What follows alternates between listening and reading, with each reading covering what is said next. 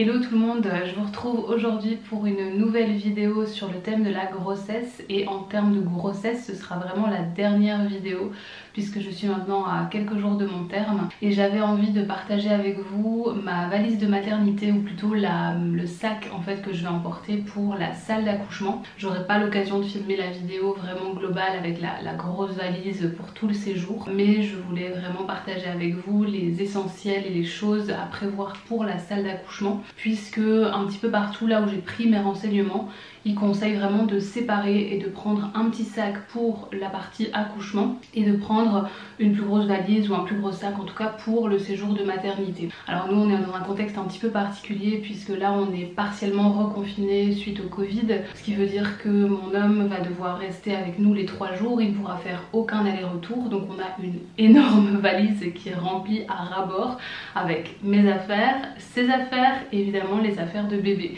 Donc ça fait vraiment énormément de choses, donc voilà, je ne prévois pas de faire des vidéos sur cette partie là parce que ça va être vraiment énorme. On a dû prévoir en conséquence comme si on partait une semaine en voyage sincèrement, parce qu'on peut rien oublier, parce que sinon on est coincé vu qu'on peut pas sortir de la maternité, donc c'est un petit peu l'inconvénient de cette période. Mais donc moi aujourd'hui je vais vraiment cibler sur la partie salle d'accouchement.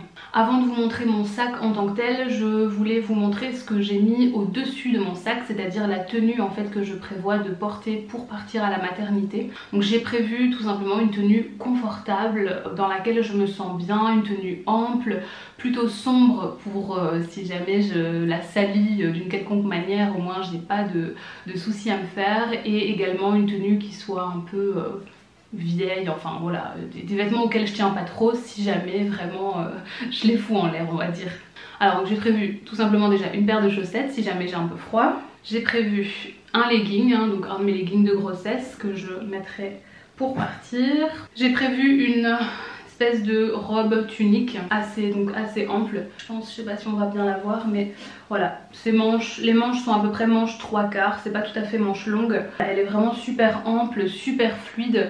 C'est une robe que j'avais récupérée de ma mère en fait et que j'ai mis à plusieurs reprises pendant la grossesse, dans laquelle je suis vraiment super à l'aise. C'est pas du tout une robe de grossesse de base, c'est vraiment une robe lambda je vais dire, mais voilà, c'est déjà un vieux vêtement, c'est pas la top qualité, la belle robe machin, donc non, vraiment c'est une tenue super pratique, je pense, que dans laquelle je serai à l'aise pour les premières heures du travail en tout cas. Et alors si vraiment j'ai froid, j'ai prévu un gros pull un peu polaire comme ça.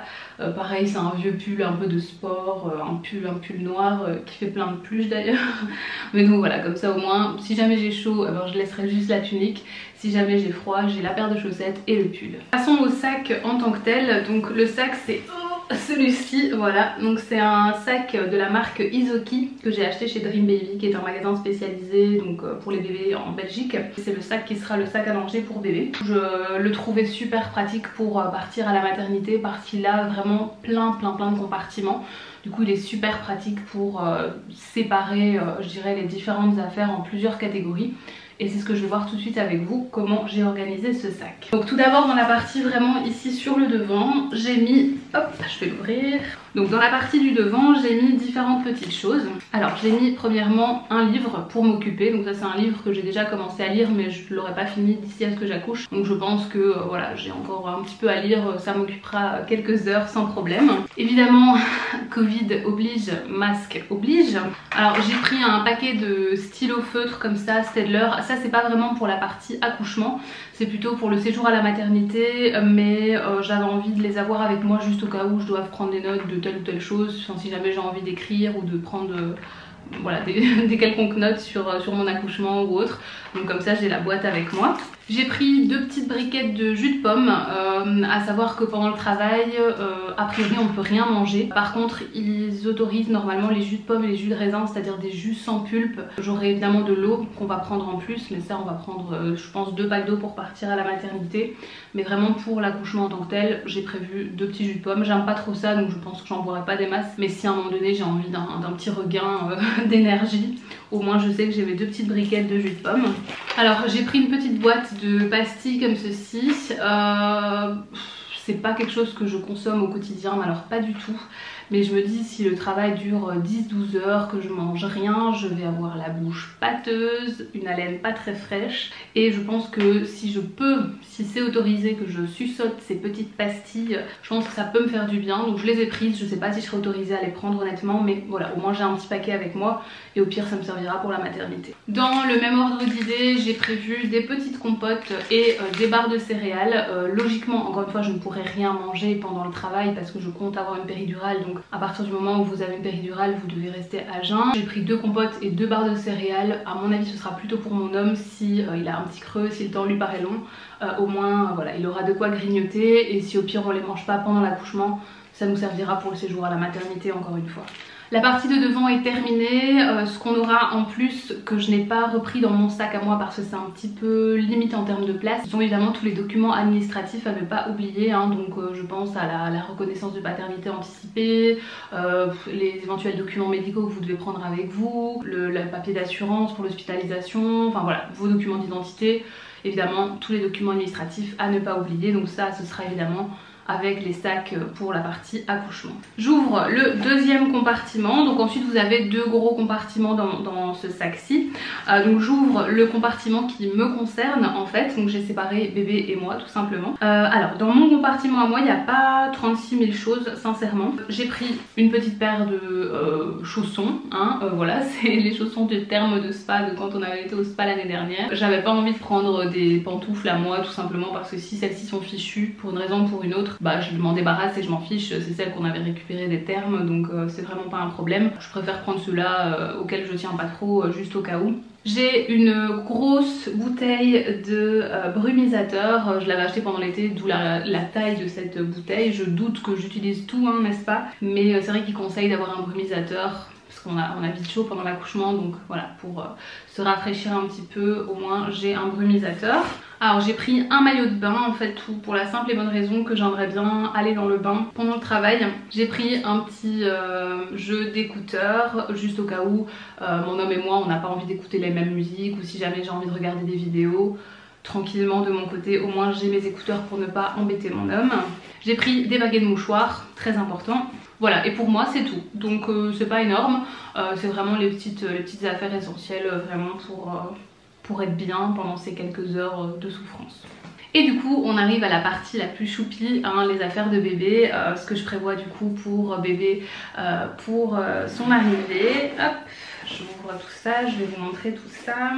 Donc pour bébé, il conseille idéalement d'avoir une petite couverture pour pouvoir emmitoufler bébé, pour passer donc de la salle d'accouchement à la chambre de la maternité. À vrai dire, moi j'ai prévu 2 choses, j'ai prévu une couverture et une gigoteuse directement. Je pense que j'aurai besoin que d'un des 2 et je sais pas lequel des 2 me servira le plus ou sera le plus pratique au moment venu. Donc je me suis dit je vais prendre les 2 au cas où.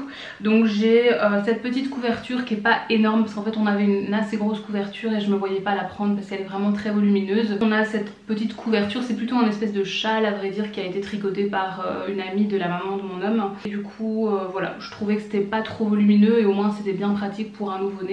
Pouvoir l'emmitoufler là-dedans, c'est relativement chaud quand même et au moins c'est pas, voilà, ça prend pas trop de place, ça servira amplement pour la taille de bébé. Donc voilà, on a une couverture. Et du coup si jamais on n'a pas besoin de la couverture mais qu'on préfère l'emmitoufler directement dans sa gigoteuse, bah, j'ai pris donc la gigoteuse ici. Donc c'est une toute simple, un peu blanc et cru comme ça, et donc voilà, elle est super chaude en velours. Bon, j'accouche fin octobre donc il fait pas encore hyper froid, on n'est pas en plein hiver, mais c'est vrai que les bébés sortent du ventre où il fait vraiment bien chaud, ils arrivent dans un environnement qui est beaucoup plus froid, donc il faut pas hésiter à bien les emmitoufler, sans exagérer évidemment. Mais donc voilà, j'ai cette gigoteuse-ci qui je pense lui servira du coup, donc au pire déjà pour la salle d'accouchement ou pour le séjour à la maternité. Et ensuite du coup j'ai la première tenue de naissance de bébé, donc c'est vraiment la tenue qu'on va lui mettre quand elle sera née. Je sais pas en fait s'ils vont proposer de l'habiller tout de suite ou bien si elle va rester en peau à peau avec nous pour faire le trajet jusque la maternité. En fait c'est au même étage, hein, la salle d'accouchement et la maternité. On a juste un couloir à traverser, donc je sais pas du tout comment ils s'organisent, s'ils habillent déjà bébé dans la partie accouchement ou s'ils réservent ça pour une fois qu'on est revenu en chambre. Je sais pas du tout. En tout cas j'ai prévu la première tenue de bébé juste au cas où voilà, il faille déjà l'habiller effectivement pour retourner en chambre. Alors j'ai du coup prévu un petit bonnet hein, forcément pour mettre sur sa petite tête pour pas qu'elle ait froid. J'ai prévu les petites moufles qui vont avec. Alors ces moufles me paraissent minuscules franchement. C'est vraiment très très petit. Le bonnet et les petites moufles, je crois qu'elles viennent de chez Tape à l'œil il me semble. Voilà, c'était le kit spécial naissance, donc j'ose espérer que les moufles sont faites en fonction pour que les petites mains de bébé sachent rentrer dedans, j'espère, parce que franchement ça me paraît minuscule.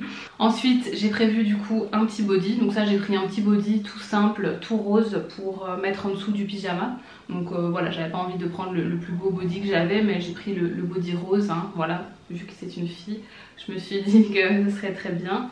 Et du coup j'ai prévu un petit pyjama à lui mettre par dessus, donc c'est un pyjama qui est bleu marine avec des petites écritures love et dans donc le haut en fait c'est, je sais pas si vous voyez bien, s'il va faire le focus, vous voyez c'est des petits bonhommes en forme de cœur. C'est pas un pyjama qui est trop chaud, mais donc voilà, justement c'est bien de prévoir en plus une couverture et une gigoteuse. En plus de ça, encore une fois, comme je vous ai dit, ne pas oublier évidemment les papiers d'identité, les documents administratifs et de l'eau. Les seules choses qui sont pas encore dans mon sac et qu'il faudra qu'on prenne au dernier moment. En tout cas c'est tout pour le sac pour la partie accouchement. J'espère que cette vidéo vous aura plu et que peut-être ça vous aura permis de repenser à certaines choses si vous aviez oublié des petits détails. N'hésitez pas aussi à me dire dans les commentaires si vous aviez prévu d'autres choses que moi j'ai peut-être pas prévues. Si je vois vos commentaires en temps et en heure, peut-être que je rajouterai du coup ces petites affaires dans mon sac. En tout cas tout est prêt pour l'arrivée de bébé, on l'attend avec grande impatience. Moi j'espère que cette vidéo vous aura plu en tout cas et je vous retrouve très bientôt pour une prochaine. Ciao!